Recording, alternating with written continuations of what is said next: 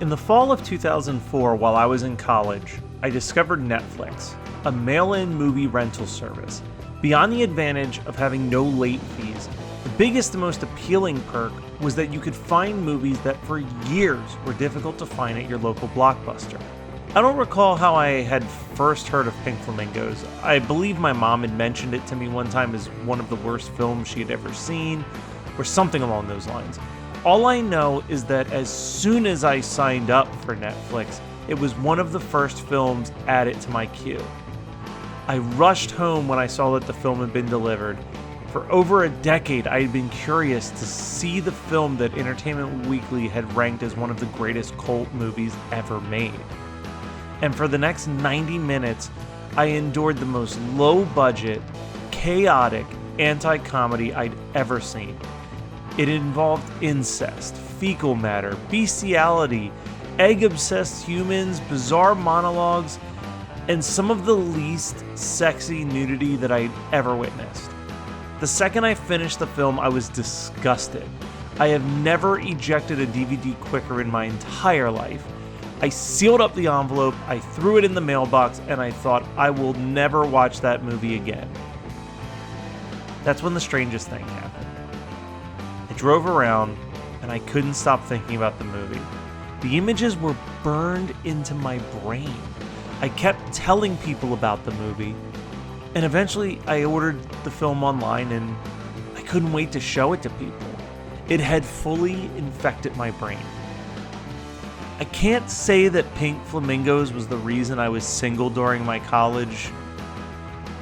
I can't say that Pink Flamingos was the only reason I was single during college, but it didn't help. As someone who didn't drink, I found enjoyment to go to college parties and waiting until people weren't paying attention, and then I would casually slide the movie into a DVD player and watch the mood of the room shift as people slowly realized what was happening on their television. The film introduced me to John Waters, who became one of the best influences to my sense of humor.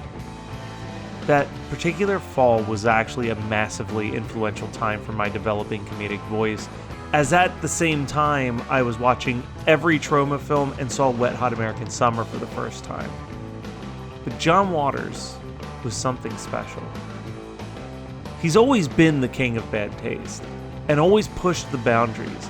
And while I love films like Hairspray, Crybaby, Pecker, and Polyester, there's nothing in his filmography that even comes close to being as effective as Pink Flamingos.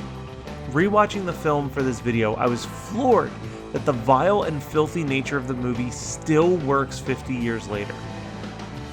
It's shocking, crude, and outrageous, and even features an on-screen death of a chicken in the middle of a sex act. It's almost impressive that a film from 1972 is in such bad taste that it's genuinely difficult to find any footage in the movie that would be suitable to YouTube censors. At this point, you may even be wondering, what the hell is Pink Flamingos about?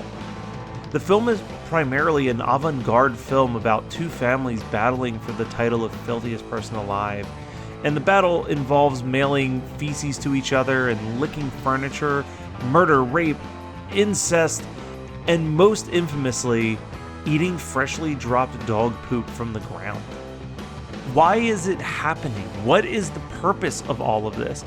There actually was a very good reason that John Waters was pushing the limitations of what you could do in a movie, and it was a punk rock rebellion against the people involved in Deep Throat being arrested for obscenity.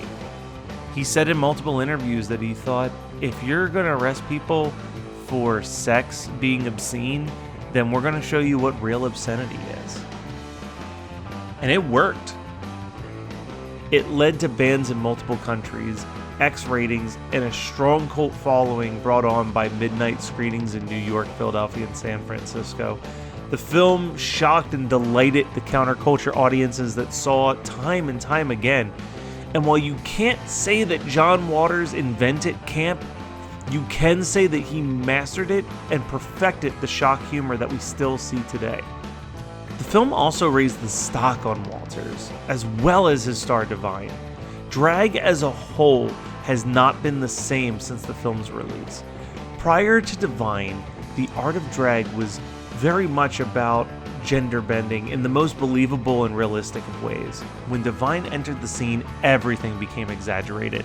The colorful eyebrows, the outrageous wigs, and clothing that dominates RuPaul's Drag Race season after season would not have a home had it not been for Divine. She trailblazed those looks in films like Pink Flamingos and Female Trouble. Unfortunately, just as Divine's career was starting to take off from the success of Hairspray, she died in her sleep at the age of 42 from heart failure. John Waters, however, continued to have a successful career following Hairspray. He's gone on to write and direct such iconic films as Cry Baby and Serial Mom, and was involved in the Hairspray Broadway show.